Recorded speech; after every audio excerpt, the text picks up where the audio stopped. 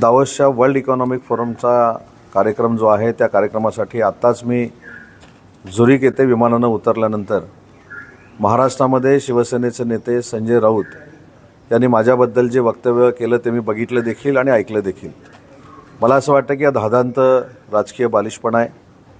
राज्याचे माजी मुख्यमंत्री आणि विद्यमान उपमुख्यमंत्री एकनाथ शिंदे साहेबांनी जो उठाव केला त्या उठावामध्ये मी सामील होतो आणि त्याचमुळे मला राज्याचं दोनदा उद्योगमंत्री पद मिळालं याची मला पूर्ण जाणीव आहे आणि म्हणून अशा एका सर्वसामान्य नेत्यानं माझ्या राजकीय जीवनामध्ये मला घडवण्यासाठी जे प्रयत्न केलेले आहेत ते मी कधीही विसरू शकत नाही आणि माझे आणि एकनाथ शिंदे साहेबांचे संबंध हे राजकारणाच्या पलीकडचे आहेत।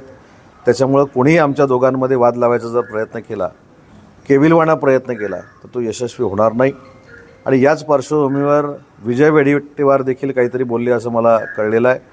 विजयजी, मला असं वाटतं की माननीय एकनाथ शिंदे साहेब हे सर्वसामान्य कुटुंबातनं मोठे झालेले आहेत। मी देखील सर्वसामान्य कुटुंबातनं मोठा झालेला आहे आणि तुम्ही देखील सर्वसामान्य कुटुंबातनंच मोठे झालेले आहात। त्याच्यामुळे दोन सर्वसामान्य कुटुंबातली लोक एकत्र असतील तर त्यांना बाजूला करण्याचं षडयंत्र आपण खेळू नका, कारण तुम्ही देखील भाजपमध्ये येण्यासाठी देवेंद्रजी फडणवीसना किती वेळा भेटला याची पूर्ण माहिती माझ्याकडे आहे। परंतु मी काही राजकीय एथिक्स पाळतो आणि राजकीय एथिक्स पाळत असल्यामुळे मी कधी वैयक्तिक बदनामी करत टीका करत नाही।